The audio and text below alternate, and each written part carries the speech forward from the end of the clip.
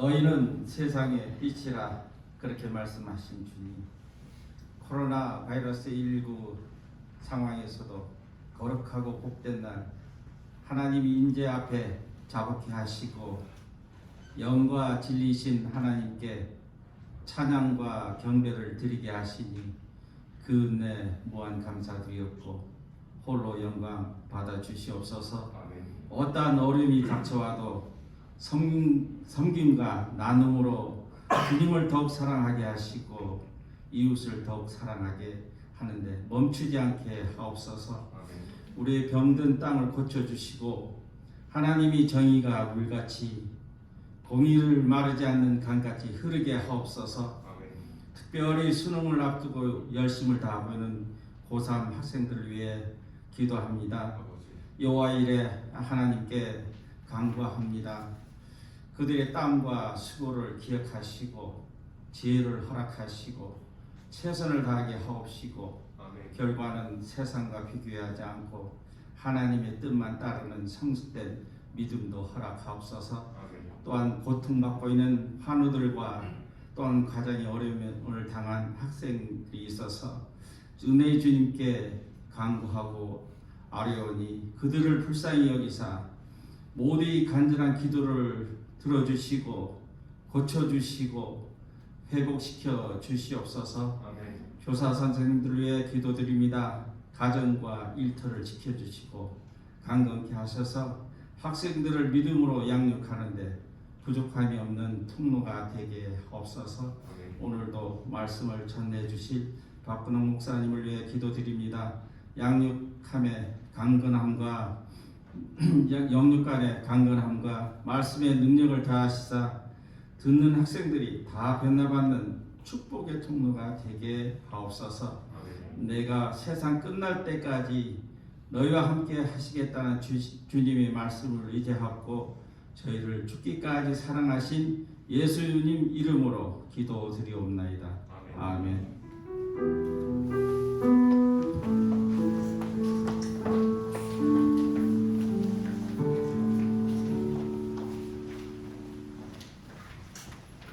오늘 우리 주신 하나님의 말씀은 사도행전 20장 24절입니다.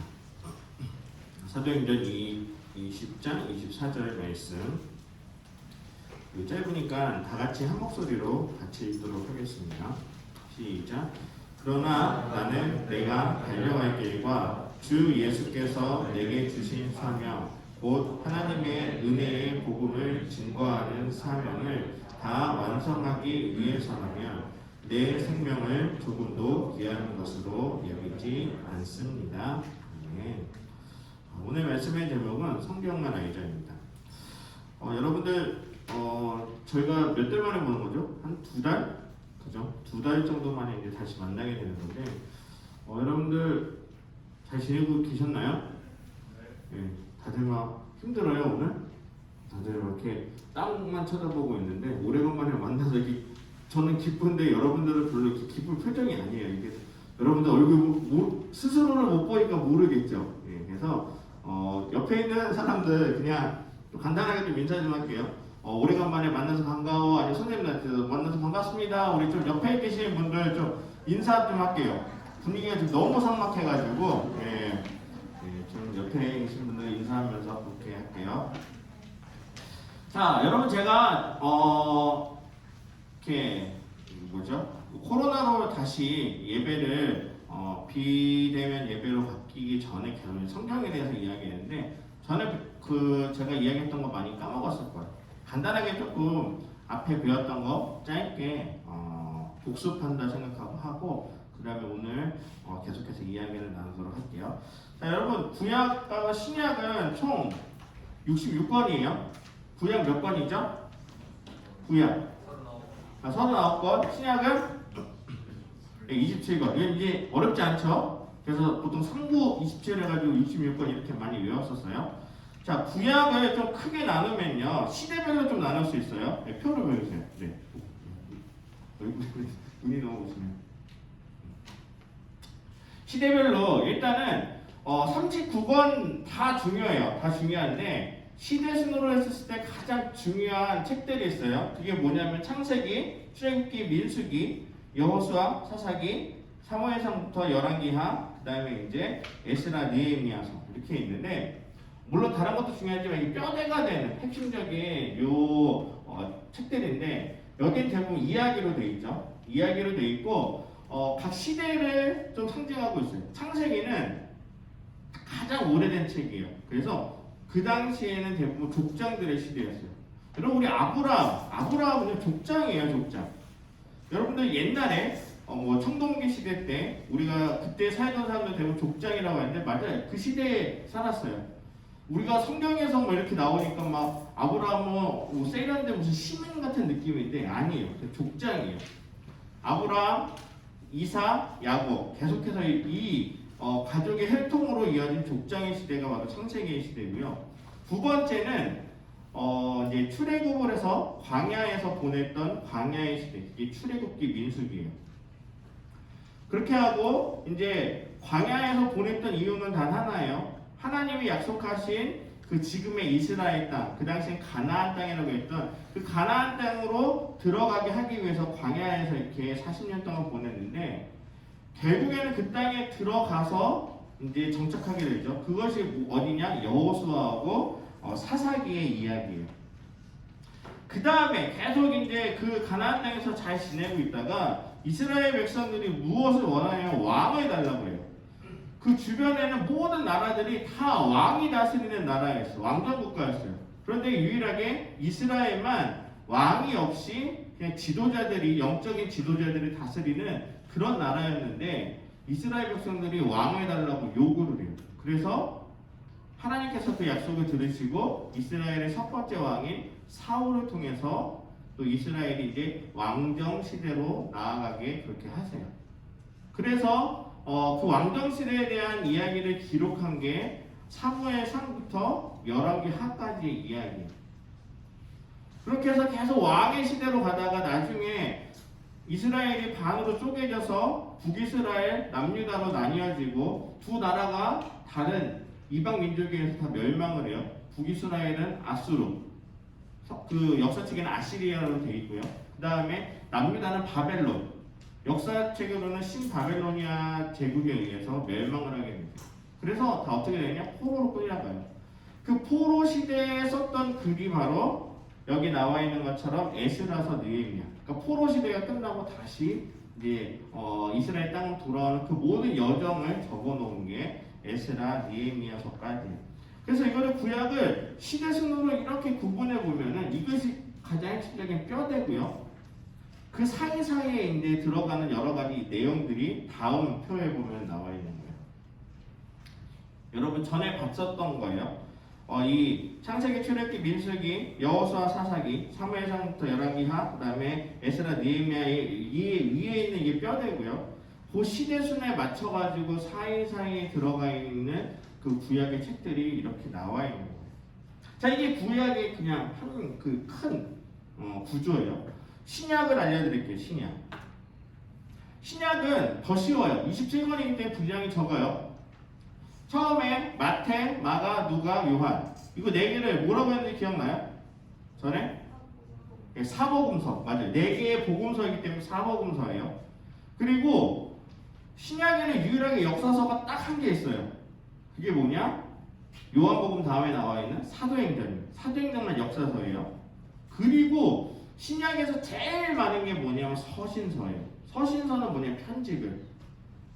총 몇 개의 편지글이 있냐면은 21개의 편지글이 있어요. 서신서가 있어요. 그 중에 편지를 제일 많이 쓴 사람이 있어요. 이름 2글자. 기억나요? 그게 누구예요? 바울이에요. 바울이 로마서부터 빌레몬서까지 총 13개의 서신서를 썼어요. 그래서 요 앞에 그 13개 로마서부터 빌레몬서까지를 뭐라고 하냐면은 바울이 써서 바울 서신이라고 해요. 그게 총 13개예요. 그리고 그 나머지 8개는 다른 사람들이 짧게 써서 그냥 그거는 다 같이 모여서 일반 서신이라고 불러요. 그리고 맨 마지막 여러분들이 잘 읽어보지 않았어요. 요한계시록. 마치 판타지 소설 같은 그런 요한계시록이 이제 마지막 예언서죠. 신약은 딱 이런 구조로 되어 있어요. 그래서 이거를 조금 아까처럼 시대별로 좀 이렇게 펼쳐놓은 게 뭐냐면은 다음 페이지 보여주면은 이거예요. 이것도 시간 순서대로 마태, 마가, 누가, 요한, 그 다음에 사도행전, 그 다음에 수많은 서신서들, 그리고 맨 마지막에 요한계시록으로 이제 끝나게 되는 거죠. 자, 근데 오늘은 제가 무슨 얘기를 할 거냐면요. 구약이 있고요. 신약의 시대가 있어요. 구약의 맨 마지막 책은 뭔지 알아요? 구약 맨 마지막. 39권 제일 마지막. 말라기예요. 말라기. 자, 그리고 신약의 제일 처음은 마태복음이에요. 자, 근데 신약의 맨 처음 마태복음 1장은 뭘로 기록되어 있냐면은 예수님이 태어나는 걸로 기록돼요. 시작을 해요. 자, 그런데 이 말라기부터 마태복음까지 실제 역사적으로 얼마 정도의 공백 기간이 있냐면 400년 정도의 공백 기간이 있어요. 눌러주세요. 400년 정도의 그래서 근데 이때 특징이 뭐냐면은 여러분 구약 시대는요 특징이 있어요. 구약 시대는 항상 매 시대마다 하나님이 예언자를 보내주셨어요. 선지자들. 하나님의 말씀을 알려주는 선지자들이 있었어요. 뭐 이사야, 예레미야, 뭐 다니엘, 뭐 요나, 성경에 나온 말라기까지 다 선지자예요. 구약은 선지자들의 시대예요. 그런데 그 선지자들은 그냥 내가 그냥 나 선지자입니다. 제가 하나님의 말씀을 들었습니다. 이렇게 하는 게 아니라 실제로 하나님의 영이 임해서 그 말씀을 하나님이 알려주시는 말씀을 다른 사람들에게 알려주는 게 선지자의 역할이었어요. 그래서 하나님의 영을 받아야 돼요. 그냥 나 혼자 나 선지자예요 라고 했던 사람들은 다 거짓 선지자여서 실제적으로 뭐 다 죽임당했죠. 그런데 400년 동안 이 구약 말라기부터 신약 요 마태복음 시작한 요 400년 동안은 하나님께서 선지자를 보내주지 않으셨어요. 그래서 말라기 이후로 예수님이 태어나는 요 시기까지는 선지자가 나타나지 않아요. 말라기 다음에 선지자가 나타나는데 그 선지자가 누구냐? 마태복음에 나와 있는 세례 요한이라는 사람이에요. 말라기부터 세례 요한이 나타나기 요 사이가 400년 동안 선지자가 없어서 이때를 뭐라고 그러냐? 암흑기라고 해요. 왜? 하나님의 말씀을 아무도 알려주지 않았기 때문에 깜깜하다라는 의미로 암흑기라고 해요. 제가 오늘은 이 암흑기의 시대를 조금 이야기하려고 해요. 암흑기는요, 여러분들, 우리가 그냥 성경상으로는 암흑기가 그냥 뭐 별거 아닌 것 같은데, 실제 역사적으로는 엄청난, 이 400년 암흑기의 시간 동안 엄청난 일들이 벌어졌어요. 제가 오늘은 그 암흑기의 시대에 대해서만 좀 잠깐 이야기를 할게요. 자, 북이스라엘. 북이스라엘이, 이제, 이스라엘이 북쪽과 남쪽, 북쪽은 이스라엘, 남쪽은 유다로서 이렇게 나뉘게 되죠. 북이스라엘이 어느 나라에게 멸망했다고 그랬죠? 아수르. 성경에서는 아수르고 실제 역사적으로는 아시리아예요. 여러분 혹시 세계사 공부한 친구들 있어요? 세계사? 관심 없어요? 세계사? 세계사 공부하면 재밌는데. 아시리아는요. 그 지금 그 이란, 이라크 아니면 그 이스라엘 주변을 최초로 통일을 했던 나라예요. 근데 여러분 통일한다는 게 쉬운 게 아니에요. 일단은 강력한 전투력이 있어야 되고요.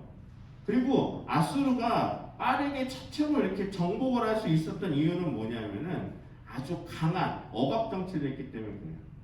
전쟁을 해서 승리를 하잖아요. 그러면은 아수르는 그 사람들을 아주 잔인하게 완전히 그냥 싸게 다 밟아버릴 정도로 아주 무섭게 그거를 땅을 정복해 나갔어요. 그러다 보니까 아주 빠른 시간 내에 이제 큰 제국을 만들 수 있었어요. 그렇게 해서 멸망했던 게 바로 북이스라엘이죠. 그런데 여러분 뭐든지 역사를 우리가 지나가서 알지만 이렇게 강하게 억압하면서 했던 제국은 오래가요? 오래가지 못해요? 오래가지 못해요. 아수르도 처음에는 이렇게 빠르게 큰 제국으로 통일을 해서 이루었지만 오래가지 못해요. 강압 정치 너무 힘들어서 여기저기 반란이 일어나게 되고 또 이렇게 단납되지 못하는 그런 문제점이 발견해요. 그래서 기원전 612년에 결국에는 이제 멸망하게 되고 거기에서 그 다음에 어느 나라가 이제 그 땅을 차지하느냐? 바벨론. 그러니까 이거는 옛날에 아주 고대 시대에 바벨론이라는 이름이 있었기 때문에 이 다음에 아수르 다음에 나타나는 이 나라를 신바벨론이야. 역사에서는 신바벨론이라고 하는데 성경에서 그냥 바벨론이라고 하죠. 자, 바벨론에는 유명한 왕이 있어요. 여러분 다니엘서 읽어보면 아주 강력한 왕이 나와요. 그 왕의 이름 느부갓네살이에요. 그래서 이제 우스갯소리로 성경에서 가장 어린 나이에 왕이 된 사람이 누구냐? 퀴즈로 하면은 정답은 뭐예요? 느부갓네살. 왜? 4살에 왕이 됐기 때문에. 실제로 4살에 된 건 아니지만 썰렁하죠? 재미없죠? 그런 의미로 어쨌든 기억하시라고 느부갓네살 왕이 이제 거의 강력한 이 나라를 하게 되죠. 바벨론 눌러주세요. 네. 바벨론은요 아수르가 쪼개져요. 아수르가 멸망하면서 한 4개의 나라로 쪼개지는데 그 중에 가장 강력했던 나라가 바벨론이었어요. 그래서 이 바벨론이 그 4개로 쪼개졌던 나라들을 조금씩 이제 하면서 이제 하나의 제국으로 만들게 되는데 그 제국으로 만들었던 왕이 느부갓네살 왕이에요. 그래서 느부갓네살 왕이 어디를 공격하느냐? 유다를 공격해서 유다를 멸망시켜요. 그때 끌려갔던 포로 중에 유명한 게 다니엘이고요. 또 예언자들 중에 에스겔도 끌려가고요. 수많은 사람들이 이제 끌려가게 돼요. 여러분, 포로로 끌려간다는 건 뭐냐면은 이스라엘 땅에 있는 사람들이 바벨론에 있는 데로 끌려가고 다른 이방인들이 이스라엘 땅에 와서 살게 하는 거예요. 결국에 이스라엘 땅은 어떻게 되냐? 이방인들이 이제 사는 땅으로 변하게 되는 거죠. 자, 그런데 이 바벨론도 오래가지 못해요. 한 100년? 120년 정도 있다가 결국에 멸망을 해요. 그 다음에 누가 또 다른 왕조를 하냐? 페르시아예요. 눌러주세요. 페르시아인데 저기는 그 성경에서는 바사라고 나와 있는데 실제적으로는 역사에서는 페르시아라고 하죠. 페르시아는 엄청나게 오랫동안 이 제국이 완성돼요. 초대 황제였던 사람이 누구냐면은 키루스 2세예요. 키루스 2세는 성경에서는 뭐라고 나오면 고레스라고 나와요. 구약을 읽어보면 고레스라고 되어 있는데 이 사람이 페르시아를 이제 만들었던 왕이죠. 근데 이 페르시아의 고레스, 이 키루스 2세는 굉장히 지혜로운 정책이었어요. 기존의 아수르나 아니면은 바벨론이 빨리 멸망하는 것을 보고 그 이유를 찾아요. 왜 빨리 멸망했을까? 그는 너무 강하게 억압을 하다 보니까 이런 문제가 일어났다 생각해서 고레스는 어떤 정책을 펴냐면 유화 정책, 관용 정책을 펴요. 정복을 해도 그래 너희가 원래 가지고 있던 문화 인정해줄게. 너희들이 대신 우리나라만 섬겨. 그런 식으로 관용을 베풀어요. 단적인 얘기가 뭐냐면은 포로로 끌려와 있던 이스라엘 백성들은 야 너네 원래 살던 땅으로 가. 왜냐? 너네도 그렇게 해야지 나중에 나를 섬기면서 나에게 더 충성을 할 수 있을 거라 믿고 그 사람들을 돌려보내줘요. 그래서 바벨론에서 한 70년 동안 포로로 살고 있던 이 이스라엘 백성들이 결국에 다시 원래 땅으로 돌아오게 돼요. 그리고 성경에서 다리오 왕은 예루살렘 성전도 지어주고 그 다음에 여러분들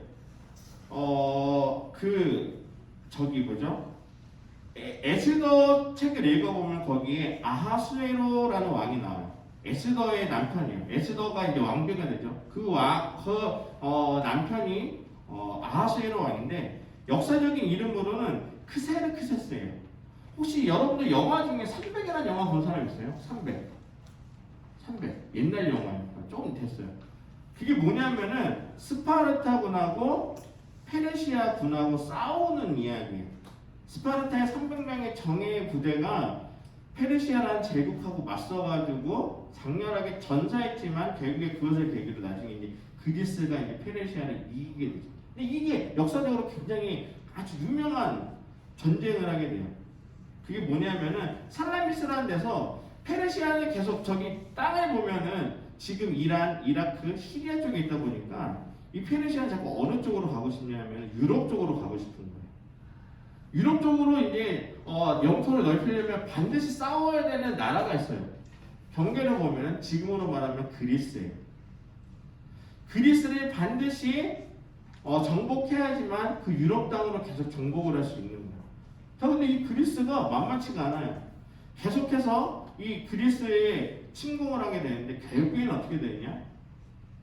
페르시아가 지게 돼요. 그리스가 이기게 돼요. 결정적인 그 계기가 뭐냐면은 살라미스 그 해전이에요. 여기에서 페르시아가 엄청나게 아예 완패를 해요. 그러면서 이제 이 시대 이 지역의 패권이 어느 쪽으로 기울게 되냐? 페르시아가 아주 강한 나라였지만 이 전쟁을 이후로 페르시아는 점점 쇠퇴되고 그리스가 이제 계속해서 이제 성장하게 돼요. 그 다음 거 보여주세요. 그리고 그리스 제국이라고 되어 있는데 그리스 제국이라기보다는 헬라 제국이라는 말이 맞아요. 여러분 유럽에서요 유명한 그 정복을 했던 우리나라로 따지면 광개토 대왕이 있죠. 우리나라에서 가장 영토를 넓혔던 유럽에서 영토를 가장 넓혔던 두 사람을 꼽으라고 한다면 첫 번째가 누구냐면은 알렉산드리아고요. 두 번째는 나폴레옹이에요. 이 알렉산드리아가 언제 사람이냐? 바로 이때 사람입니다. 그리스 시대 때. 이 알렉산더가 얼마나 대단하냐면요. 여러분 알렉산더가 몇 살 때 왕이 됐는지 알아요?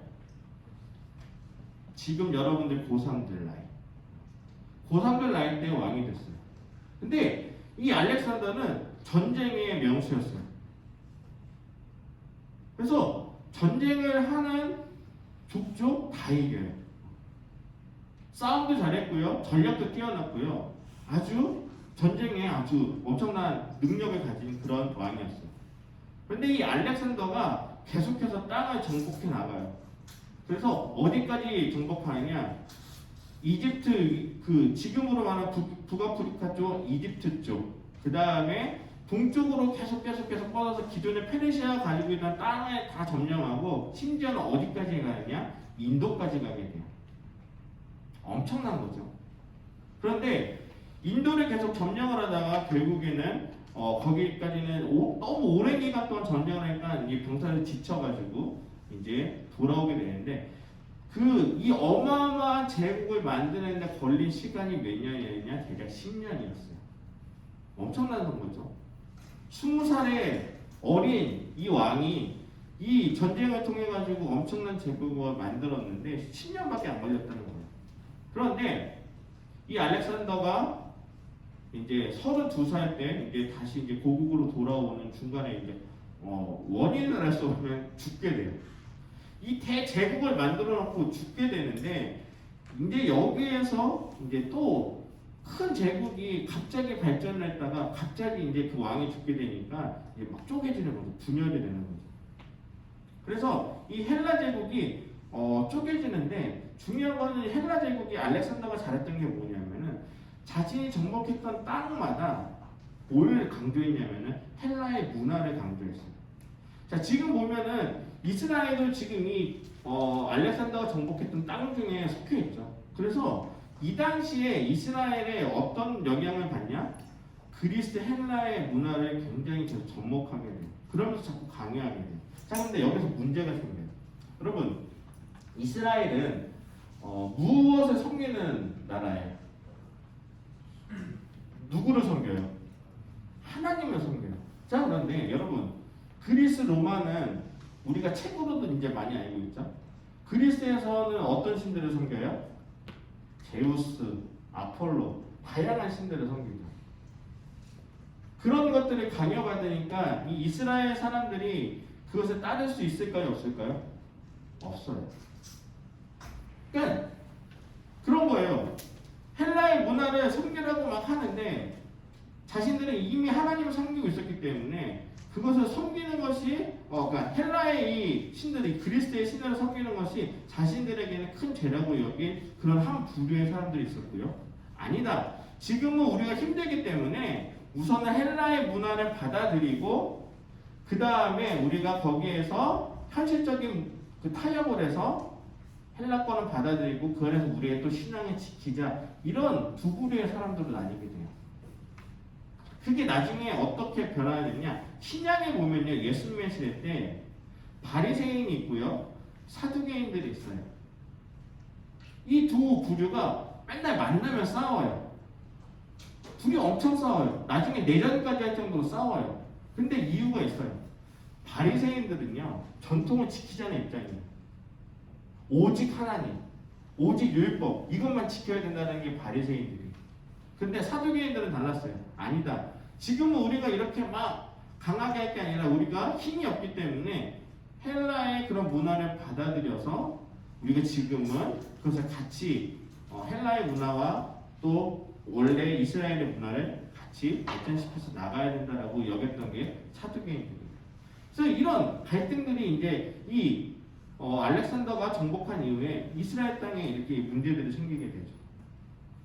자, 그 다음에 요 알렉산더 다음에 이 이스라엘의 주변을 패권을 가장 강력하게 이루었던 나라가 있어요. 이 제국 있죠, 제국. 그게 어디냐면 바로 유명한 로마예요. 여러분, 로마는요 엄청나게 오래됐죠. 여러분들 역사 세계사를 잘 몰라도 로마는 알 거예요. 로마는 엄청났어요. 이 사람들은 정복을 하면요 항상 길을 먼저 닦았고 항상 전쟁을 할 때마다 너무나도 완벽한 전술을 가지고 이제 승리를 하게 되죠. 이스라엘에도요 이와 이 로마의 영향을 받아요. 로마의 영향을 받아서 결국에 이스라엘까지도 로마에 있는 그 영향을 받게 되는데, 로마가요 땅이 크다 보니까 다 다스릴 수 없잖아요. 그래서 이 지역에 원래는 이스라엘 사람이 아닌데 에돔 사람 중에 데헤롯이라는 사람이 있었어요. 이 사람이 어떤 사람이 정치적인 능력이 너무나 뛰어났던 것 같아요. 그래서 로마에게 굉장히 정치적인 그런 로비 같은 걸 많이 해서 무엇을 얻냐면은 그 이스라엘 지역을 다스릴 수 있는 그런 왕과 같은 그런 권력을 얻게 돼요. 그래서 왕은 아니고 분봉왕이라는 이름으로 헤롯이 이스라엘 땅을 다스리게 돼요. 여러분 성경에서 보면 분봉왕이라는 단어가 분명히 봤을 거예요. 이것은 로마 사람이 아니에요. 에돔 사람인데 그 욕심이 있어서 정치적인 여러 가지 그 로비를 통해서 이스라엘 땅을 다스리는 그 왕이 돼요. 자, 그런데 이 데헤롯이라는 사람이 죽게 되죠. 언젠가는 죽게 될 거예요. 나이가 들어 죽게 되는데 그 아들들이 있어요. 아들들이 그 뒤를 이어가지고 계속 왕이 되는데, 헤롯 아킬라오라는 첫 번째 아들이 있었고요. 두 번째는 헤롯 안티파스라는 왕이 있었고요. 세 번째는 헤롯 빌립이라는 왕이 있었어요. 이거는 순차적으로 했다기보다는 그 이스라엘 땅을 나누어서 한 지역은 그 아킬라오가, 한쪽은 안티파스, 한쪽은 빌립이 이런 식으로 나누어서 이제 다스렸는데, 이 중에서 이 안티파스라는 헤롯 안티파스라는 이 왕이 굉장히 예수님하고 나중에 연관이 돼요. 이 안티파스가 굉장히 강압적인 정치를 해서 세례 요한도 이 사람이 죽이게 돼요. 그리고 나중에 예수님을 신문할 때 성경에 보면 헤롯 왕이라고 나와 있는데 이 헤롯 왕이 누구냐면 헤롯 안티파스예요. 예수님을 죽일 때 관여했던 그 왕도 누구냐면 헤롯 안티파스라는 거죠. 그리고 그 나중에 그 헤롯 빌립이라는 그 동생도 그 지역을 다스리는 왕이 되는데, 계속해서 이 헤롯 왕조가 그 이스라엘 사람들 안에서 예수를 믿는 사람들을 핍박하면서 계속 이어지게 되는 거죠. 자, 그런데 여기까지의 중간사예요. 자, 근데 여러분 이 중간사 동안 이게 왜 중요하냐? 구약의 시대에서 신약의 시대로 넘어가는 기준점은 바로 예수님의 탄생이에요. 자, 그런데 문화하고 가치관이 완전히 변했다는 거예요. 그전에는 구약에는 오로지 하나님 성전에서 계속 제사 지내는 것이 그 사람들의 사고였어요. 그런데 이 중간기를 거치면서 어떤 사고로 변하느냐? 다른 나라의 여러 가지 그런 헬라나 로마의 여러 가지 간섭들을 받으면서 이 이스라엘의 여러 가지 사고가 바뀌게 된 거예요. 근데 하나님께서 참 놀라운 건 뭐냐면은 이 과정, 제국의 다스림을 통치를 당하지만 이것이 나중에 하나님의 복음이 확장될 수 있는 그런 기회로 만들어 주셨다는 거예요. 그거는 제가 다음 주에 이제 사도행전의 이야기를 통해서 다시 한번 좀 이야기를 할 텐데, 여러분 제가 오늘 드리고 싶은 말씀은 그거예요. 400년 동안 이 이스라엘 사람들은 선지자도 없었고요. 자신을 다스렸던 왕도 없었어요. 역사적으로 가장 암흑기였어요. 그런데 그 당시에 이스라엘 사람들은 하나님이 안 계시네? 왜 우리를 이렇게 힘들게 하지? 그런 안타까운 절망 속에 있었는데 하나님은요, 놀라운 게 뭐였냐? 400년 동안 그냥 가만히 침묵하셨던 게 아니었던 거예요. 하나님이 또 다른 계획, 예수님을 통해서 전 세계에 하나님의 복음을 전하기 위한 계획들을 준비하는 과정이었다는 거예요. 그런데 그 당시에 살던 이스라엘 백성들의 입장에서는 너무나도 힘든 삶이었기 때문에 그걸 느끼지 못했던 거죠. 여러분, 제가 고3 친구들하고 좀 이렇게 이야기를 해보면은 고3 친구들 대부분 그렇게 이야기해요.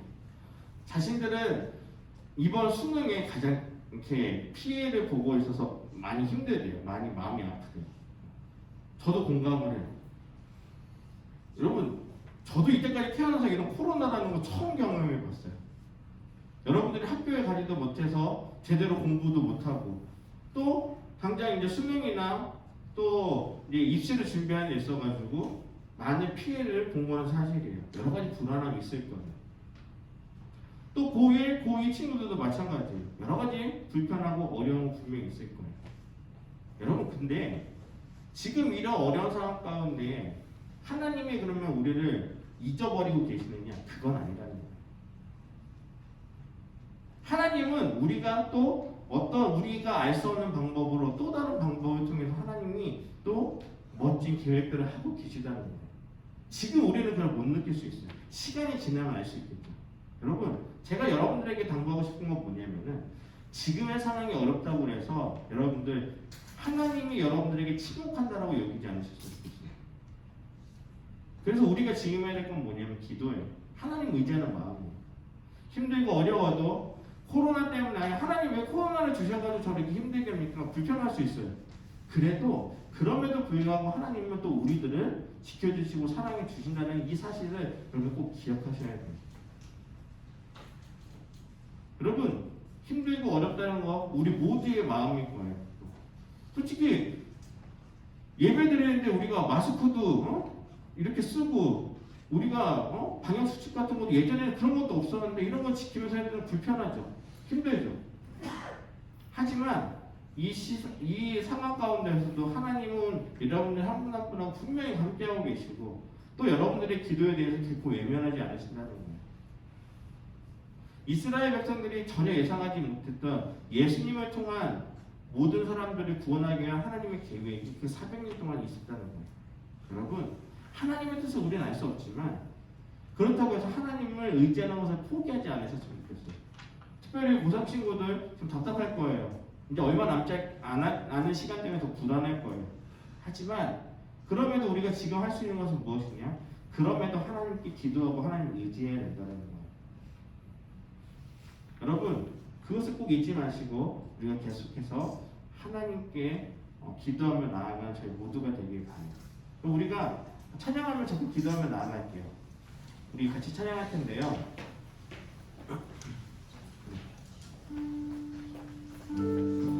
이 찬양의 가사를 좀 생각하면서 여기 나의 백성이 찬양을 할 건데요. 여기로 그 땅을 고치는 것이 아니라 이 땅이 여러분들의 마음이었으면 좋겠어요. 지금 힘들고 어려운 여러분들의 이 땅과 같이 굳어진 이 마음을 분명히 하나님께서 고치시고 변화시켜 주시고 또 하나님이 우리가 의지하고 하나님께 기도할 때 분명히 우리의 모든 기도를 들으실 거예요. 이 가사를 생각하면서 우리가 하나님을 의지하면서 함께 기도하며 나아가도록 할게요. 우리 같이 찬양할게요.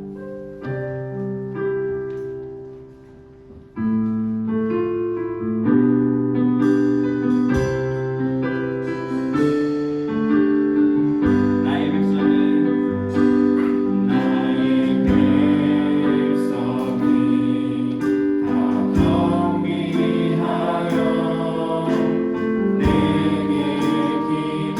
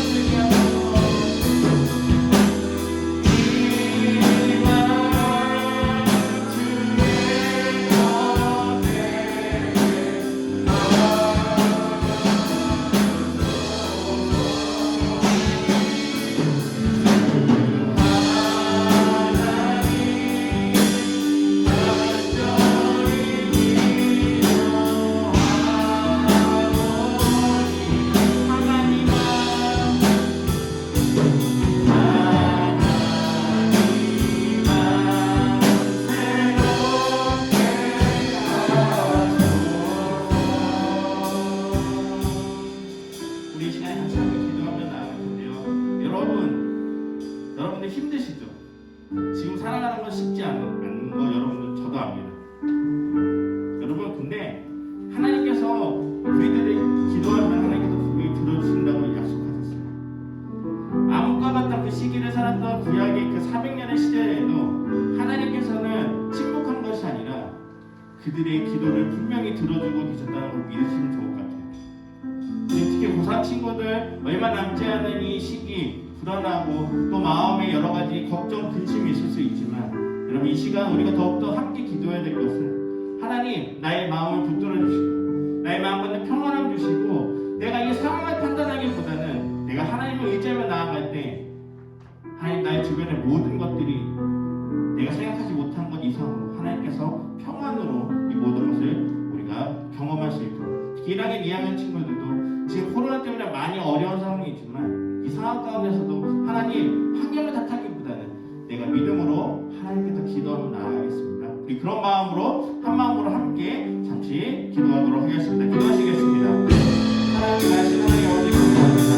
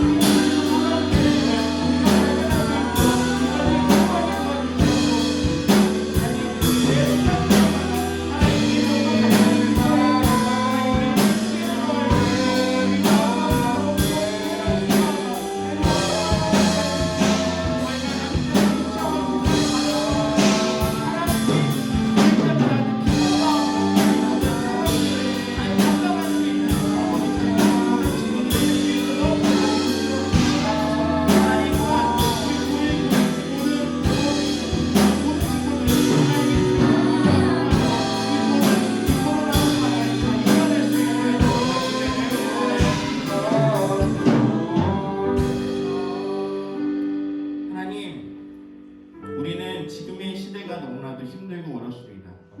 이전까지는 경험하지 못했던, 또 언제 끝이 날지를 모르는 그런 불안한 가운데 하루하루를 살아가고 있습니다. 하나님, 하지만 이런 상황 가운데서도 하나님은 우리와 함께하고 계십니다. 우리의 기도를 들으시고 우리와 함께하여 주시어서 우리의 모든 어려운 상황을 그 누구보다도 잘 아시는 분이 바로 하나님이심을 우리는 믿습니다.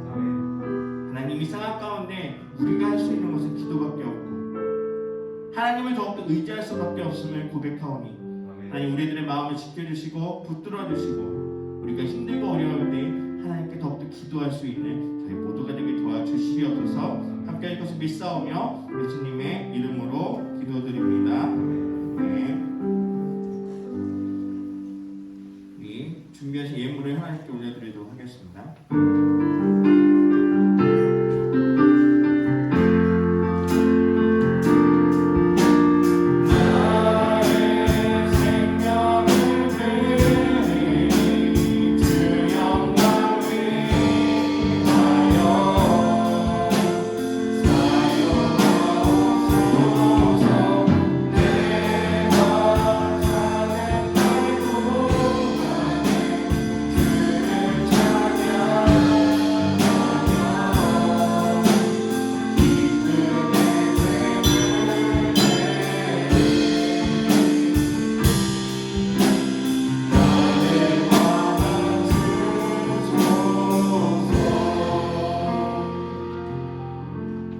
하나님, 감사합니다. 하나님, 우리가 한 주간 동안 살아가면서 우리가 또 하나님 하나님께 감사한 마음을 담아서 이 헌금을 하나님께 올려드립니다. 하나님이 마음을 기뻐 받아주시고 또 우리들이 또 하루하루 살아가는 또 한 주간의 삶이 더욱더 하나님께 기쁨이 되는 그런 귀한 시간이 되게 도와주시옵소서. 하나님 특별히 또 이번 주에 또 중간고사를 많이 이제 치게 됩니다. 하나님 그동안 준비했던 모든 그 노력들을 우리가 시험 볼 때 하나님께서 지혜 더하여 주셔서 좋은 결과 얻을 수 있도록 지켜주시고 우리가 늘 기쁨으로 하나님이 주시는 그런 지혜로 이 모든 시험들을 잘 감당할 수 있도록 도와주세요. 예수님의 이름으로 기도드립니다. 아멘. 우리 다 같이 일어나셔서 화성의 찬양 함께 부르도록 하겠습니다.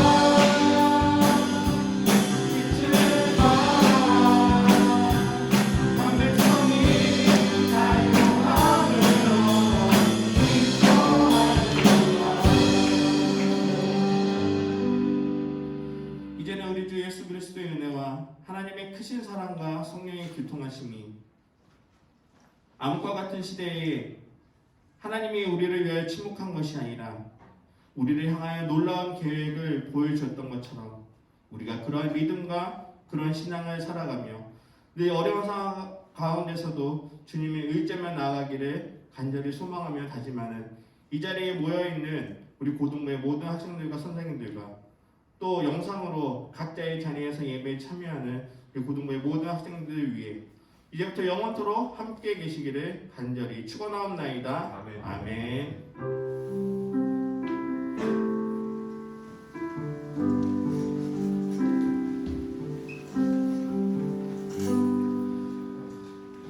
자, 여러분들 오늘 이제 오래간만에 거의 한 2달 만에 다시 이제 현장 예배를 오픈하게 됐는데 여러분들 정말 반갑습니다. 여러분들 다음 주에도 우리가 계속해서 이 자리에서 현장 예배를 다시 진행할 텐데 여러분들 안전수칙 꼭 지켜서 이렇게 와주시면 좋을 것 같고요.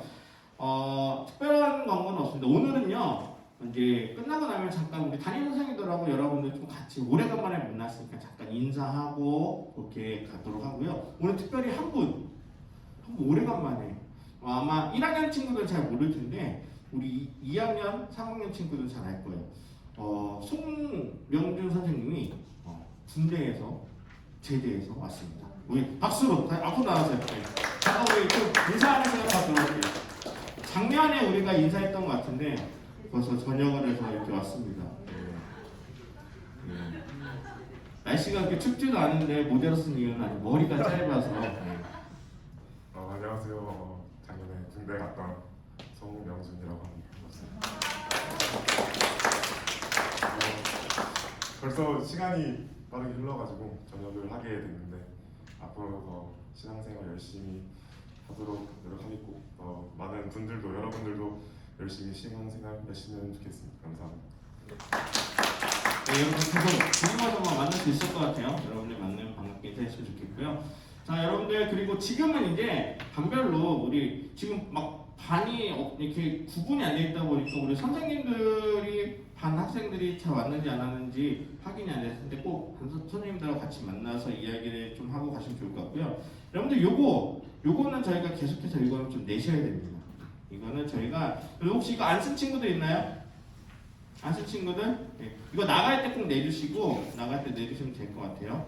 안 쓴 친구들 꼭 써서 내주시면 좋을 것 같고요. 혹시라도 몸이 안 좋다 여러분 영상 예배에 참여해 주시고요. 고등부 영상 예배 지금도 이렇게 촬영하고 있는데 저희가 이거를 찍어가지고 바로 한 11시 전에는 그 청소년부 채널에다 올려드릴게요. 그래서 실시간으로는 함께 못하더라도 고등부회에 같이 참여할 수 있도록 영상을 제공할 테니까 그렇게 좀 해주시면 좋을 것 같습니다.